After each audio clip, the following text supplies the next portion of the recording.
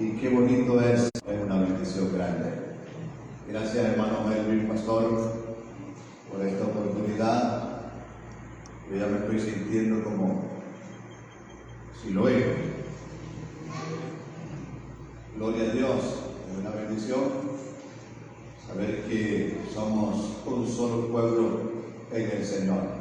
Gloria a Cristo para siempre. Vamos a meditar en la palabra del Señor ahí en el libro de Gloria a Dios.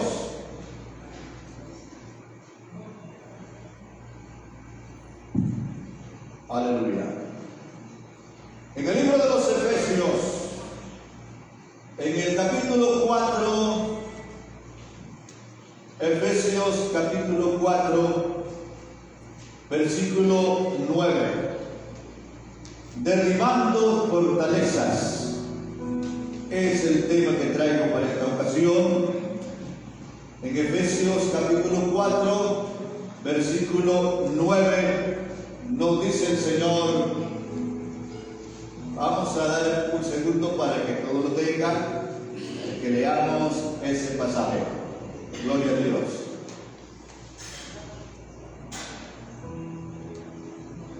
¿Ya lo tenemos? Efesios 4, 9. Dice su palabra de la manera siguiente: y eso de que subió, ¿qué es? Sino también había descendido primero las partes más bajas de la tierra. El que descendió es el mismo que también subió por encima de todos los cielos para llenarlo todo. Gracias, Señor, por esta palabra. Espíritu Santo maravilloso, ilumínanos para entender, comprender mejor esta palabra maravillosa. Despeja, Señor, nuestra mente, nuestro corazón, para que podamos llevarnos esta palabra y que pueda ser de mucha bendición en nuestra vida. Te alabamos y te bendecimos. Gracias, Señor, por este privilegio que nos permite de poder presentar tu mensaje a este mundo. Te agradecemos, Señor, por tu presencia. En el nombre de Jesús. Amén. Amén. Gloria a Dios. Tengan la bondad de sentarse, amados. Gloria a Cristo.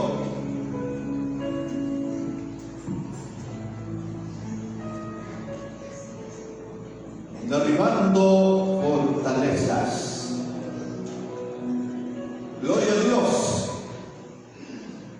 Deje que su mente se concentre, despeje su corazón, permita que esta palabra la lleve en su vida, porque de eso se trata cuando predicamos la palabra de Dios. Recuerde que dijo Cristo: mi palabra es espíritu y es vida.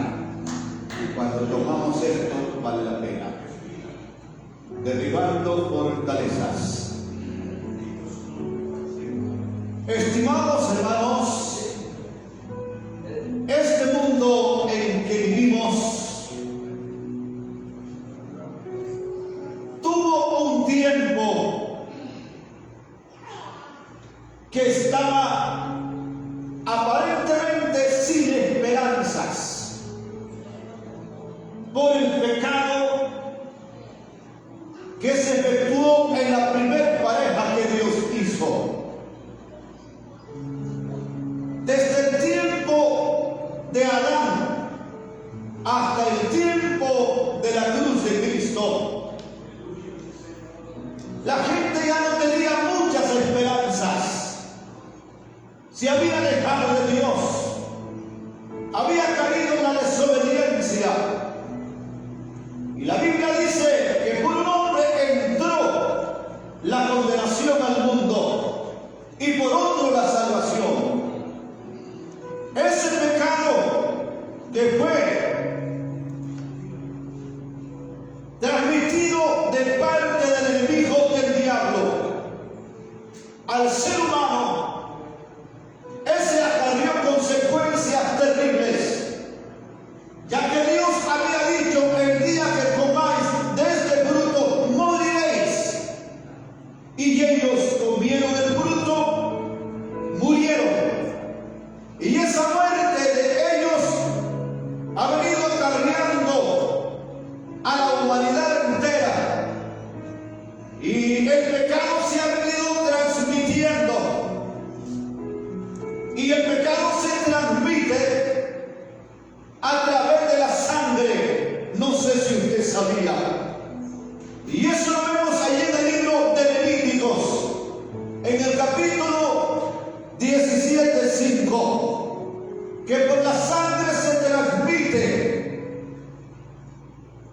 la vida al ser humano.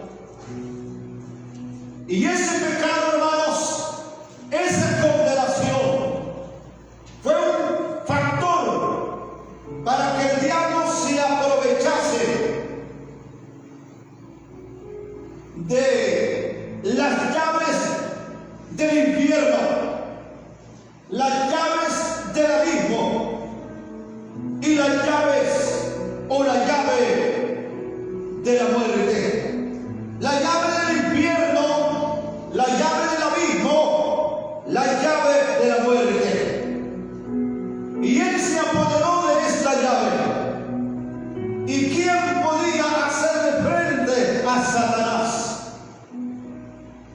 Prácticamente el hombre estaba ya sin esperanza, porque todos los que han muerto sin Cristo ya no tienen esperanzas. Y el ser humano perdió la oportunidad cuando pecó, cuando se alejó de Dios. Por eso se estableció un plan de trabajo de parte de Dios. Nadie podía enfrentarse a la muerte y regresar excepto los que están en Cristo. Todos los que se murieron se fueron y no volvieron. Entonces, ¿quién podía enfrentarse a la muerte? Pero se estableció un plan de parte de Dios, porque Dios ama a los seres humanos y no quiere que nadie se pierda. Y ese plan fue que Dios se despojó a sí mismo y se hizo hombre, porque para poder enfrentar a la muerte había que morir. Del contrario, nadie podía enfrentar la muerte. Entonces vino Dios convirtiéndose en la persona de su Hijo.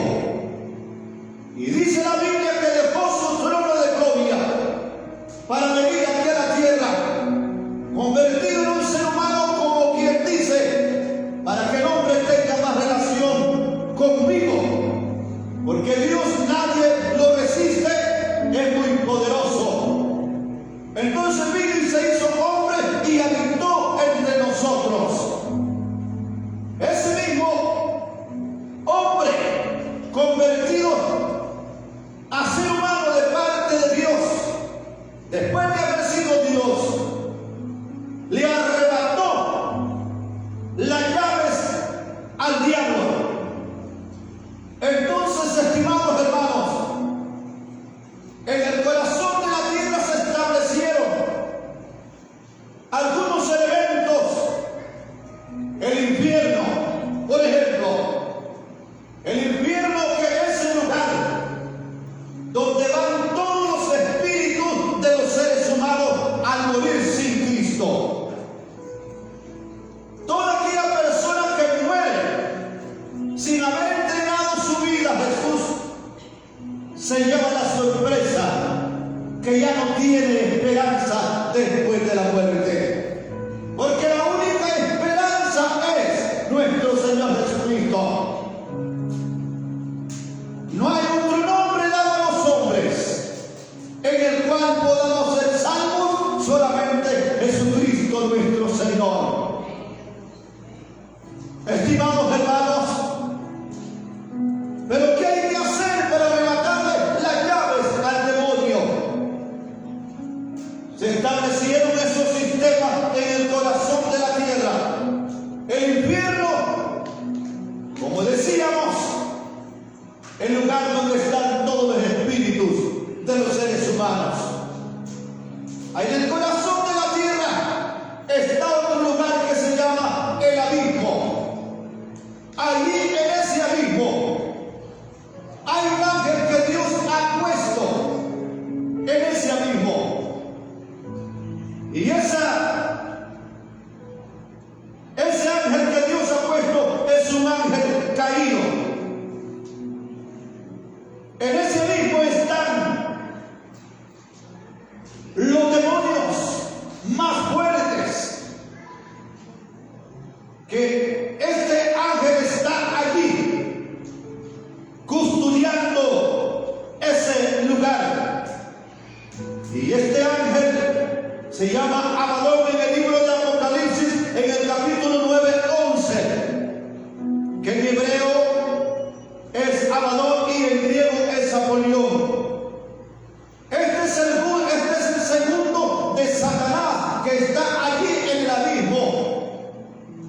Ahí fueron a parar unos ángeles que antes de llegar allí eran ángeles caídos que Dios había derribado del cielo cuando quisieron usurpar a Dios. Y Dios los derribó. Y al derribarlos, estos ángeles quedaron en el espacio. La Biblia habla en el libro de los Efesios que allí se establecieron los principados, las potestades, las huestes espirituales de maldad en las regiones celestes, que Cristo mismo le atribuyó el nombre donde está el príncipe del aire. Y desde allí están ordenando estos principados a los gobiernos. Como decía mi hermano pastor, hay principados que se están apoderando de los gobernantes del mundo para convocarlos a la gran destrucción de este mundo en que vivimos. Y todo lo que nosotros vemos a nuestro alrededor son identidades que nosotros no las podemos ver, pero que ellos sí nos ven a nosotros y toman control de nuestros cuerpos. Muchas veces ellos se meten a nuestro cerebro y con facilidad estas identidades descontrolan cualquier alambrito de nuestro cerebro, se posesiona en la mente y se establece un campo de batalla en nuestra mente por la adoración de los hombres. El Espíritu Santo clama con gemidos indecibles a nuestro cuerpo que alabemos a Dios, que glorifiquemos su nombre, porque Él es digno de toda alabanza y de toda adoración. Y los otros espíritus satánicos están diciendo no. Y cuando los principados se apoderan de los gobernantes, es allí donde muchos gobiernos se vuelven hasta sanguinarios, que muchas veces por querer lograr establecerse en un cargo político alto, el poder, tanto el poder económico como el poder de la fama, ellos son capaces de quitar lo que nos sirve. Han habido hombres, reyes en la historia, que inclusive hasta sus padres han matado con tal de mantenerse en el poder. Pero ¿qué sucede con esto? Que los principados se están moviendo a paso agigantado en este tiempo, porque ya su tiempo se acerca de su castigo. Y están influenciando en todos los ambientes, tanto religiosos, cristianos y también familiares. Y luchan por todos los medios de poner la discordia. Por eso nos dice el Señor que tenemos que revestirnos con las armas del Espíritu Santo para que podamos desechar las acechanzas del diablo. Estimados hermanos, cuando los ángeles empezaron a contemplar los ángeles caídos que Dios había derribado, empezaron a contemplar que las hijas de los hombres eran hermosísimas. Dice la palabra que ellos quedaron viendo a las hijas de los hombres, se salieron de su estado original, se salieron de sus cuerpos de ángeles, convirtiéndose en espíritu para agredir sexualmente a los descendientes de Noé. Y se metieron con las hijas de los hombres.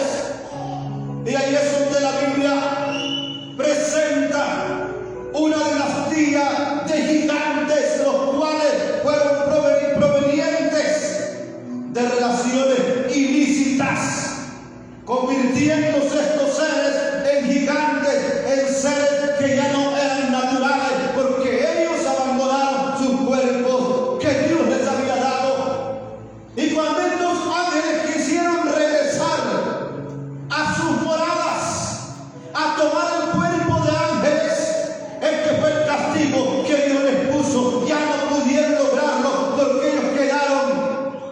sin cuerpos.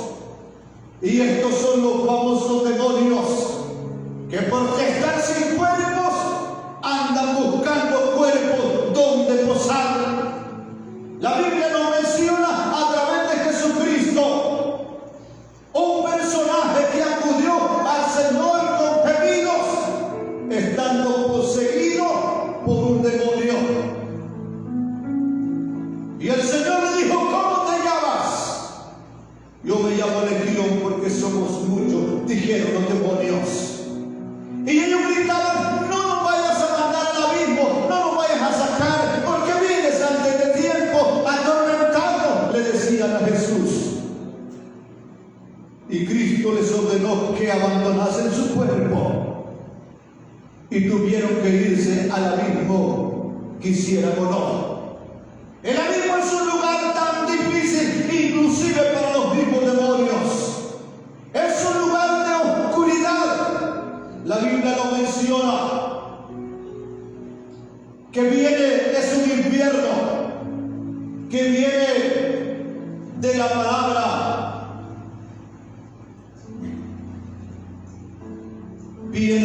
palabra, Tartarus, que significa un lugar donde están los demonios más fuertes, que si vinieran a este lugar, a este planeta, nos destruirían a todos, porque son muy perversos.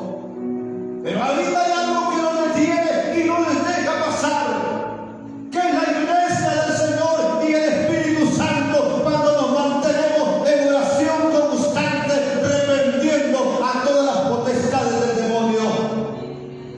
Pero ellos muchas veces se meten, inclusive hasta en la misma iglesia. Muchas veces ellos andan observando, y ellos son psicólogos, los mejores psicólogos por excelencia. Y como nosotros los seres humanos somos tan fáciles para demostrar debilidades, ellos con facilidad se meten. Cuando en un cristiano se mete un odio, es una identidad satánica que se está apoderando. Y cuando ese odio se apodera de nosotros, ese odio le trae otro demonio más. Puede ser el de homicidio, puede ser el de quitarse inclusive hasta la vida, porque todos los demonios así van entrando. Así sucedió lo que pasó en el Gadareno. Ellos dijeron: somos legiones, Señor, porque somos muchos. Y una legión, según la teología, tenía que ver con 6.000 demonios, con 6.000 soldados en el Imperio Romano. Este pobre hombre tenía 6.000 demonios dentro de su corazón, y la única manera de repeler esto es perdonando y buscando al Señor como nuestro ayudador, para que sean borrados nuestros pecados. Simón Freud, el padre de la psicología, dijo: el problema de esta joven está en la experiencia que vivió sexualmente cuando estaba niña. El problema de este hombre está en que muchas veces sus padres lo atormentaron, no le dieron buena educación y le atribuyó el factor, el problema, a la mente. Pero este mismo hombre, al final de los tiempos, al final de su tiempo o de su existencia, la esposa relata que este hombre se levantaba pegando gritos a medianoche bañado en sudor, porque sentía espíritus que lo atormentaban. De nada sirvió, porque el problema no está en la mente. No podemos decir que la psicología no tenga ningún valor, claro que sí. Ellos ayudan mucho emocionalmente, porque ellos aprenden a estudiar el comportamiento del cuerpo humano.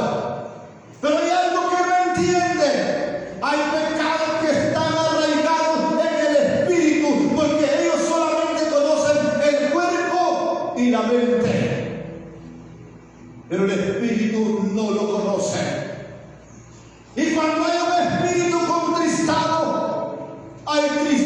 tristeza, hay decepción, hay ansiedad, no hay paz, porque el Espíritu es el que emana la vida. Entonces, estimados hermanos, el problema muchas veces no está en la mente ni en el cuerpo, está en el espíritu, porque el hombre ha descartado a Dios, y cuando el hombre se aleja de Dios, cae en las emociones contrarias a su existencia. Estimados hermanos, cuando Cristo estaba en la cruz del Calvario, se efectuó uno de los milagros más extraordinarios, digo más extraordinarios, mientras Cristo estuvo en el cuerpo, porque un ladrón de su lado izquierdo le injuriaba, y el de la derecha le decía: Señor, acuérdate de mí cuando vengas en tu reino. Y Cristo le dijo: hoy mismo estarás conmigo en el paraíso. ¿Por qué le dijo hoy mismo, si está dentro de 3 días resucitó? Mejor le hubiese dicho: mira, hoy nos vamos a dar una vuelta por ahí, y dentro de 3 días te traigo este paso al paraíso. Cristo estaba hablando de un paraíso que se había establecido antes de Adán a la cruz de Cristo en el corazón de la tierra, que se llamaba el paraíso cautiverio seco de Abraham. Allí llegaban todas las personas temerosas de Dios, allí llegaban.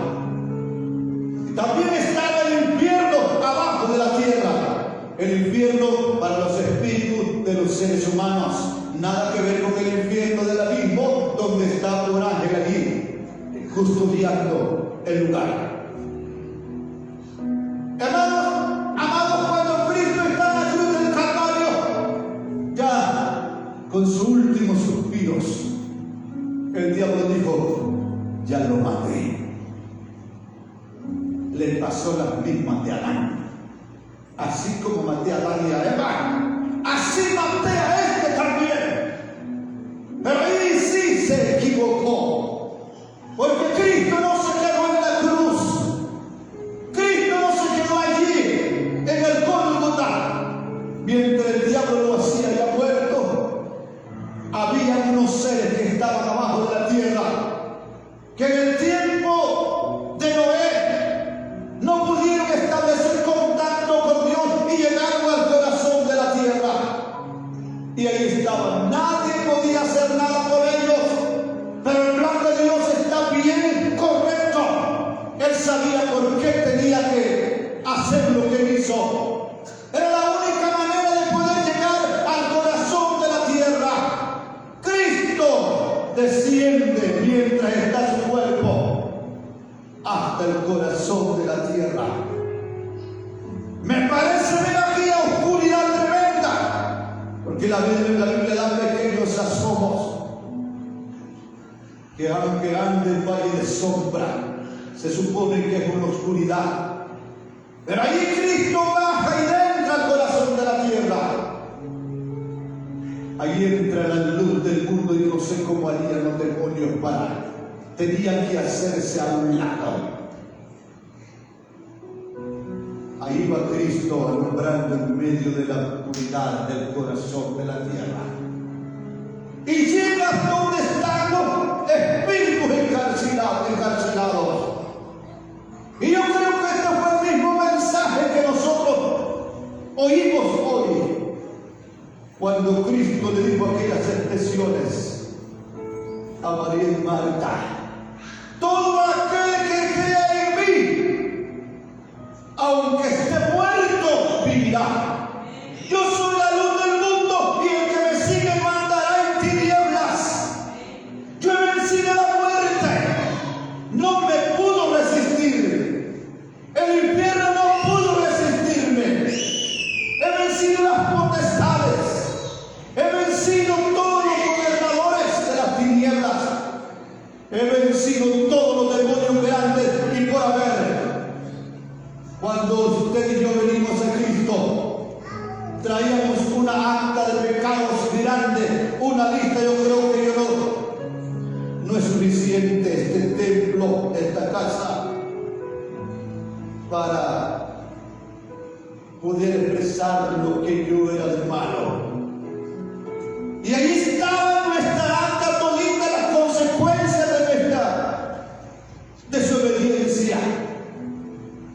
Estimados hermanos, cuando Cristo llega al corazón de la tierra, salva el último y se va con él al corazón de la tierra. Qué privilegio de este hombre andar con Cristo en un viaje misionero al corazón de la tierra. Estimados hermanos, el infierno no pudo resistir. No pudo resistir ni siquiera el Tartarus. Porque dice la Biblia que Cristo, y eso de que subió, ¿qué es?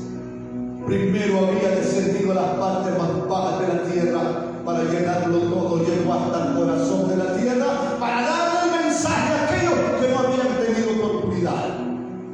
Y la Biblia habla que muchos resucitaron cuando Cristo resucitó. Estimados hermanos, esta es la felicidad que tenemos los hijos de Dios. Que a Mahoma todavía le llevan flores y coronas a las tumbas. Que a Buda le llevan coronas todavía a la tumba. El padre de los Maharaji de allá de África también le siguen llevando coronas a la tumba. A nuestro amado Señor nadie le lleva corona porque Él no se quedó en la tumba. Él resucitó de entre los muertos, hermanos. Y me parece del apóstol Pablo muerto de risa, expresando estas palabras. ¿Dónde está, oh muerte, tu aguijón? ¿Dónde, oh sepulcro, tu victoria? En Cristo somos más que vencedores. Se estableció una eternidad para nosotros. La Biblia habla, hay en Eclesiastes 3:11, que Dios puso la eternidad en nosotros. ¿Somos eternos para estar en la presencia de Dios?